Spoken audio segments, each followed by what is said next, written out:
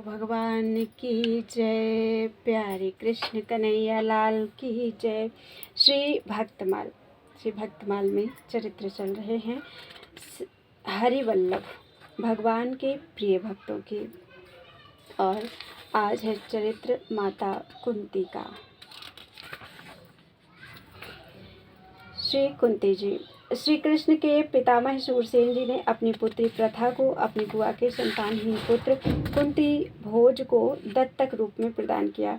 परम सुंदरी प्रथा सात्विक प्रवृत्ति की और धार्मिक थी। एक बार महाराज कुंती भोज के यहाँ एक तेजस्वी ब्राह्मण अतिथि हुए। पिता ने उनके सत्कार का भार प्रथा को दिया। पूरे वर्ष भर वे विप्रदेव कुंती भोज के घर रहे। अवस्था में छोटी होने पर भी राजकुमारी प्रथा अत्यंत श्रद्धा, संयम तथा परिश्रम से उनकी सेवा में लगी रही। विदा होते समय ब्राह्मण देवता ने संतुष्ट होकर वरदान मांगने को कहा। आपके समान वेदज्ञ तपस्वी तथा मेरे पिता मुझ पर प्रसन्न है, इसी से मेरा श्रम सार्थक हो गया। मुझे कोई अभिलाषा नहीं है। कुंती ने ब्राह्मण की निष्काम भाव से सेवा की थी। बेटी, मेरी प्रसन्नता निष्फल नहीं होनी चाहिए। मुझसे तू इन मंत्रों को ग्रहण कर ले। इनके द्वारा तू जिस देवता का आह्वान करेगी वह विवश होकर तेरे समीप उपस्थित होगा। ब्राह्मण ने आग्रह किया। साप के भय से प्रथा निषेध न कर सकी। अथर्व शीर्ष में आए मंत्रों का उपदेश करके तथा महाराज को अपना जाना सूचित करके वे तेजस्वी ब्राह्मण वहीं अंतर्हित हो गए। ब्राह्मण वेश में ये महर्षि दुर्वासा थे। विप्रदेव ने ये कैसे मंत्र दिए हैं? कुंती राजभवन के ऊपर खड़ी सोच रही थी। उनके मन में परीक्षा करने का कौतूहल हुआ। उदय होते सूर्य पर उनकी दृष्टि पड़ी। मंत्र प्रभाव से कवच कुंडलधारी भगवान सूर्य के उस सूर्यमंडल में उन्हें दर्शन हुए। विधिवत आचमन करके उन्होंने मंत्रों का जप करते हुए सूर्य नारायण का आह्वान किया। स्वर्ण वर्ण दिव्याभरण भूषित तेजोमय पुरुष रूप से सूर्यदेव सम्मुख उपस्थित हो गए। उन्होंने कहा, भद्रे, मैं तुम्हारी मंत्र शक्ति से विवश होकर आया हूँ। आज्ञा दो, मैं क्या करूँ?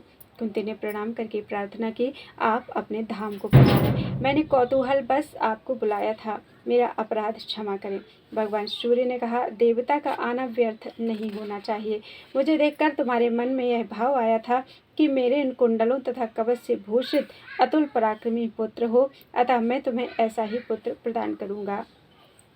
मैं कन्या हूँ। मेरे माता पिता जीवित हैं।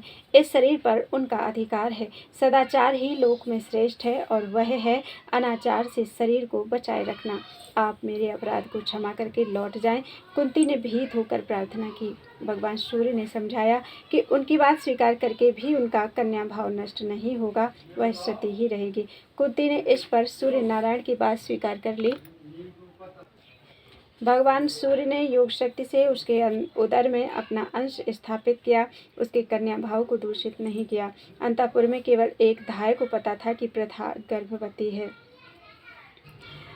यथा समय देवताओं के समान कांतिमान बालक उत्पन्न हुआ। उसके शरीर पर स्वर्ण कवच तथा कानों में दिव्य कुंडल थे। प्रथा ने धात्री की सलाह से एक पिटारी में कपड़े बिछाए, ऊपर से मोम चौपड़ दिया। उसी में नवजात शिशु को लिटाकर ढक्कन लगा दिया। पिटारी को अश्रु नदी में छोड़ते हुए रोकर विदीर्ण होते हृदय से माता कुंती ने कहा, बेटा, सभी जल स्थल नभ के प्राणी तेरी रक्षा करें। तेरा मार्ग मंगलमय हो। शत्रु तुझे विघ्न न दें। सभी लोकपाल तेरी रक्षा करें। तू कभी कहीं भी मिलेगा तो इन कवच और कुंडलों से मैं तुझे पहचान लूँगी। वह पिटारी अश्रु नदी से चर्मणवती चंबल, उससे यमुना में होती गंगा में पहुँची। चंपापुरी में सूत अधिरथ ने उसे पकड़ा और उसमें से निकले हुए बालक को पुत्र मानकर पालन पोषण किया। वही बालक वसुसेन महारथी कर्ण के नाम से प्रख्यात हुआ। दूतों द्वारा कुंती को पता लग गया था कि उनका पुत्र सूत द्वारा पाला जा रहा है। लोक लज्जा के भय से उन्होंने इस रहस्य को प्रकट नहीं किया। सुंदरी प्रथा के लिए महाराज कुंती भोज से अनेक राजाओं ने प्रार्थना की। स्वयंवर हुआ और महाराज पांडु के गले में जयमाल पड़ी। कुंती को लेकर वे हस्तिनापुर आए। आखेट में मृगवेशधारी ऋषि कुमार केंदम पर पांडु ने बाण चला दिया। मरते समय ऋषिपुत्र ने अपना रूप प्रकट करके शाप दे दिया, तुमने सहवास करते मृग पर बाण छोड़ा, अतः पत्नी के साथ सहवास करते समय तुम्हारी मृत्यु होगी। विरक्त होकर महाराज ने संन्यास लेने का निश्चय किया, किंतु कुंती देवी के आग्रह से पत्नियों के साथ वन में तपस्वी जीवन व्यतीत करना उन्होंने स्वीकार कर लिया। संतान न होने से पुरुष पितृ ऋण से उऋण नहीं होता, यह सोचकर महाराज दुखी रहते थे। ऋषियों ने उन्हें देवांश से 5 पुत्रों की प्राप्ति का वरदान दिया था। ऋषि वाक्य सत्य होने चाहिए, यह सोचकर उन्होंने एक दिन कुंती से कहा, भद्रे, तुम संतति प्राप्ति के लिए कोई यत्न करो। आपकी आज्ञा होने पर मैं जिस देवता का आह्वान करूंगी उसी से मुझे संतान होगी। आप आज्ञा दें, किस देवता का संकल्प करूं? दुर्वासा जी द्वारा मंत्र प्राप्ति का वर्णन सुनाकर कुंती जी ने पूछा, मुझे धर्मात्मा पुत्र चाहिए। धर्मात्मा संतति कुल को पवित्र कर देती है। तुम धर्मराज के उद्देश्य से मंत्र का जप करो। महाराज ने आदेश दिया। आज्ञा का पालन हुआ। फलतः धर्मराज के अंश से युधिष्ठिर का जन्म हुआ। क्षत्रिय जाति बल प्रधान है, परम बलवान संतति की मैं कामना करता हूँ। कुछ दिनों पश्चात महाराज ने पुनः आज्ञा की। इस बार कुंती ने वायु देवता के उद्देश्य से जप किया। पवन के अंश से उन्हें भीमसेन जैसे पराक्रमी पुत्र की प्राप्ति हुई। मैंने देवराज को प्रसन्न कर लिया है, तुम उनका स्मरण करो। पांडु ने सर्वश्रेष्ठ पुत्र की प्राप्ति के लिए एक पैर से सूर्य के सम्मुख खड़े होकर उग्र तपस्या करके महेंद्र को प्रसन्न कर लिया था। पति की आज्ञा से कुंती देवी ने भी 1 वर्ष तक व्रत एवं विशेष नियमों का पालन किया था। महाराज के आदेश से प्रथा के आह्वान करने पर देवराज इंद्र पधारे। उनके अंश से परम पराक्रमी नर के अवतार अर्जुन का जन्म हुआ। छोटी रानी माद्री के अनुरोध करने पर महाराज ने प्रथा को आदेश दिया, कल्याणी, माद्री को भी संतति प्रदान करो। पति की आज्ञा शिरोधार्य करके उन्होंने मंत्र बताकर माद्री से किसी देवता का ध्यान करने को कहा। माद्री के ध्यान करने पर अश्विनी कुमारों के अंश से यमज, नकुल और सहदेव की उत्पत्ति हुई। एकांत में पर्वत पर माद्री के साथ घूमते हुए पांडु अपने को संयमित न रख सके, फलतः उनका शरीरांत हो गया। बड़ी रानी होने के कारण सती होने का अधिकार कुंती जी को था, किंतु माद्री का अनुरोध स्वीकार करके उन्होंने आजीवन पति वियोग का कष्ट स्वीकार किया। माद्री के सती हो जाने पर अपने और माद्री के पुत्रों का सर्वथा समान भाव से उन्होंने पालन किया। उस वन के तपस्वियों ने पांडु के पुत्रों तथा पत्नी को धृतराष्ट्र के समीप पहुंचा देना आवश्यक समझा। कुंती देवी तपस्वियों के साथ हस्तिनापुर आई। धृतराष्ट्र के आदेश से यही पांडु एवं माद्री की और दैहिक क्रिया संपन्न हुए। दुरात्मा दुर्योधन के कारण पांडवों पर अनेक आपत्तियां आईं। उसने भीमसेन को विष दे दिया और बांधकर जल में फेंक दिया। इससे भीम के बच जाने पर सभी पांडवों को मार डालने की इच्छा से वारणावत नगर में लकड़ी, लाख, तैल के संयोग से इस प्रकार का भवन बनवाया जो अग्नि से तुरंत भस्म हो जाए। धृतराष्ट्र अपने पुत्र से सहमत थे। उन्होंने माता के साथ पांडवों को वारणावत जाने की आज्ञा दे दी। विदुर जी को कौरवों के षड्यंत्र का पता पहले ही लग गया था।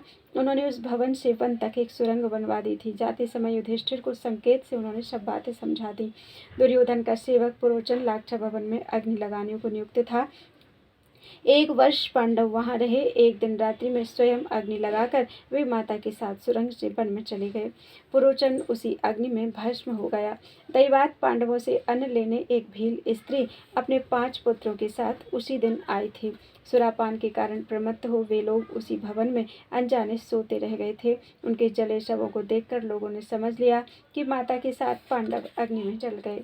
वहां से बचकर घूमते हुए पांडव एक चक्रा नगरी में पहुंचे। वहां ब्राह्मण वेश में एक ब्राह्मण के घर वे ठहर गए। एक दिन चारों भाई कंदमूल लाने वन में गए थे। केवल भीमसेन माता के पास थे। उसी समय उस घर के लोगों को करुण क्रंदन करते सुनकर माता ने कहा, बेटा, हम लोग ब्राह्मण के घर में रहते हैं, ये हमारा सत्कार करते हैं। मैं बराबर इनका कोई उपकार करने की बात सोचा करती हूँ। आज इन पर कोई विपत्ति आई जान पड़ती है। यदि इनकी कुछ सहायता हो सके तो हम इनके ऋण से उऋण हो जाएं। भीमसेन ने उत्तर दिया, माँ, पता लगाओ, कठिन से कठिन कार्य करके भी हम ब्राह्मण की सेवा करेंगे। कुंती ने जाकर छिपकर देखा। घर का प्रत्येक सदस्य ब्राह्मण, उसकी पत्नी तथा पुत्री दूसरे की रक्षा की आवश्यकता बताकर अपने को किसी राक्षस की भेंट करने की बात कर रहे थे। सभी रो रहे थे। सभी अपना बलिदान करने को उत्सुक थे। सभी अपने को अनावश्यक तथा दूसरे को आवश्यक सिद्ध करना चाहते थे। एक छोटा बच्चा सबके पास जाकर तोतली वाणी में कह रहा था, मुझे राक्षस के पास भेज दो, मैं उसे मार डालूंगा। आपके दुख का कारण क्या है? हो सका तो मैं उसे दूर करने का प्रयत्न करूंगी। कुंती देवी का हृदय इस दृश्य से द्रवित हो गया था। उन्होंने प्रकट होकर पूछा। ब्राह्मण ने बताया कि बक नामक कोई राक्षस समीप ही रहता है। उसके लिए एक गाड़ी अन्न तथा 2 भैंसे प्रतिदिन दिए जाते हैं। जो यह सामग्री लेकर जाता है उसे भी वह खा जाता है। यदि ऐसा ना किया जाए तो पता नहीं ग्राम के कितने लोगों को वह खा जाए। प्रत्येक घर के लोग बारी बारी से अन्न ले जाते हैं। आज मुझ ब्राह्मण की बारी है। किसी न किसी घर के सदस्य को राक्षस का भक्ष्य बनना होगा। कुटुंब में किसी को घर पर रहना स्वीकार न होने के कारण ब्राह्मण ने सपरिवार राक्षस के यहाँ जाना निश्चित किया है। यह भी बताया, आप शोक छोड़ दें, राक्षस से छुटकारे का उपाय मेरे पास है। आपके एक ही पुत्र है और एक ही कन्या है। आप में से किसी का जाना उचित नहीं। मेरे पास 5 पुत्र हैं, उनमें से एक राक्षस का भोजन लेकर चला जाएगा। कुंती देवी ने दृढ़ स्वर में कहा, हरे हरे, मैं इस नश्वर शरीर के लिए अतिथि का वध कभी नहीं होने दूंगा। मैं आत्महत्या तो नहीं कर रहा हूँ। वह राक्षस मुझे पत्नी के साथ भले खा ले, परंतु अपने बदले में एक अतिथि ब्राह्मण का बलिदान कभी नहीं करूँगा। मुझे अपने धर्म का ज्ञान है। आपका त्याग, कुलीनता एवं धर्म प्रशंसनीय है, परंतु मैं अपने धर्म का नाश नहीं करूँगा। वह धर्मात्मा ब्राह्मण इस प्रस्ताव से ही कांप गया। मैं ब्राह्मण की रक्षा करने का दृढ़ निश्चय कर चुकी हूँ। आप निश्चिंत रहें। राक्षस चाहे जितना बलवान हो, वह मेरे पराक्रमी मंत्र सिद्ध पुत्र का कोई अनिष्ट नहीं कर सकेगा। मेरे पुत्र के हाथों अनेक विशालकाय राक्षस मारे जा चुके हैं। आपसे केवल इतनी प्रार्थना है कि बात को गुप्त रखें। लोग मेरे पुत्रों को पीछे तंग ना करें, यह मैं चाहती हूँ। कुंती जी के दृढ़ निश्चय के सामने ब्राह्मण को झुकना पड़ा। भीमसेन अन्न लेकर गए। वहां जाकर गाढ़ी में जुते भैंसों को तो पीटकर उन्होंने गांव में भगा दिया और अन्न का स्वयं प्रसाद पा लिया। राक्षस बक लाल पीला होता आया सही, किंतु युद्ध में पछाड़कर ब्रकोदर भीमसेन ने उसे सीधे यमलोक भेज दिया। माता कुंती की कृपा से उस गांव के निवासियों की विपत्ति सदा के लिए दूर हो गई। यहीं से पांडव पांचाल गए। स्वयंवर में अर्जुन ने द्रौपदी को प्राप्त किया। माँ, हम एक भिक्षा लाए हैं। राजकुमारी को लाकर अर्जुन ने कहा। बिना देखे ही माता ने भीतर से कह दिया, 5 भाइयों से बांट लो। फलतः पांचाली 5 भाइयों की पत्नी हुई। पता लगने पर धृतराष्ट्र ने विदुर को भेजकर पांडवों को बुला लिया। आधा राज्य देकर इंद्रप्रस्थ उनकी राजधानी कर दी। माता के साथ पांडवों का वहां निवास हुआ। कंसारी श्री कृष्ण पांडवों की ओर से शांति दूत होकर हस्तिनापुर पधारे। दुर्योधन ने स्पष्ट कह दिया कि युद्ध के बिना सुई की नोक रखने पर भूमि नहीं दूंगा। जब श्री कृष्ण पुनः विराटनगर लौटने लगे तो माता कुंती ने अपने पुत्रों के लिए संदेश दिया, युधिष्ठिर, क्षत्रियों को बाहुबल से आजीविका चलानी चाहिए। राजा से सुरक्षित रहकर प्रजा जो धर्म करती है उसका चतुर्थांश राजा को प्राप्त होता है। दंड नीति का ठीक प्रयोग करके लोगों को वह धर्म मार्ग में प्रवृत्त करता है। तुम जिस संतोष को लिए बैठे हो उसे तुम्हारे पिता पितामह ने कभी आदर नहीं दिया।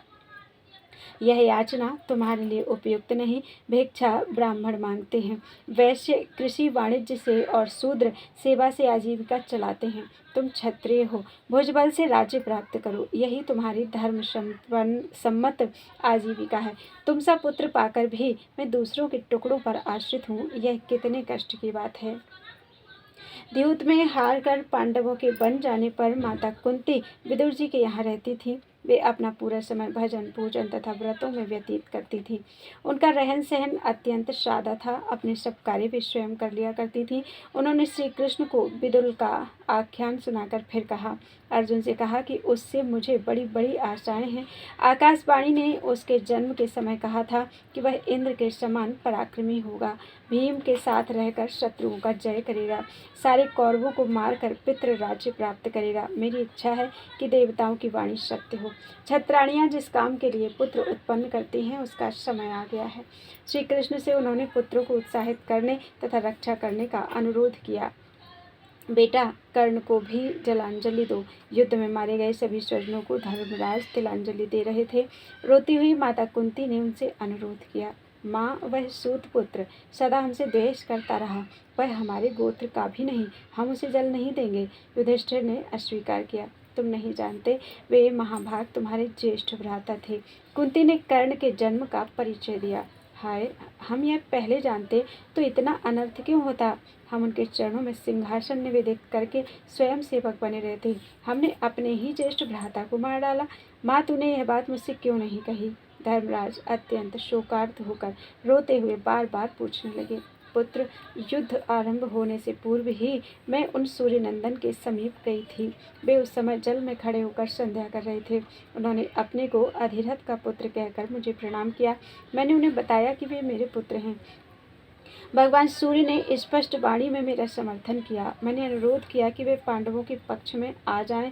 हाय, मेरे पुत्र ने अधिरथ के उपकारों का स्मरण करके इस सत्य को स्वीकार करके भी मानना नहीं चाहा। उसने किसी भी प्रकार दुर्योधन का पक्ष छोड़ना स्वीकार नहीं किया। उसने मुझसे वचन ले लिया कि मैं इस बात को छिपाए रहूंगी। माता का आदर करने के लिए उसने प्रतिज्ञा की कि युद्ध में अर्जुन के अतिरिक्त किसी पांडव को मारने में समर्थ होकर भी वह नहीं मारेगा। अपनी प्रतिज्ञा का अंत तक उसने निर्वाह किया। माता कुंती ने रोते हुए बताया, माता, तुमने यह बात छिपाकर हमारे हाथों बहुत बड़ा अनर्थ करा डाला। मैं शाप देता हूँ कि अब से कोई स्त्रियाँ कोई बात नहीं छिपा सकेंगी। शोकार्त धर्मराज ने शाप दिया। विधिपूर्वक उन्होंने कर्ण की अंत्येष्टि क्रिया की। विपदा सन्तु नः शश्वत तत्र तत्र जगद्गुरो भवतो दर्शनम यत् स्यात् पुनर्भव दर्शनम।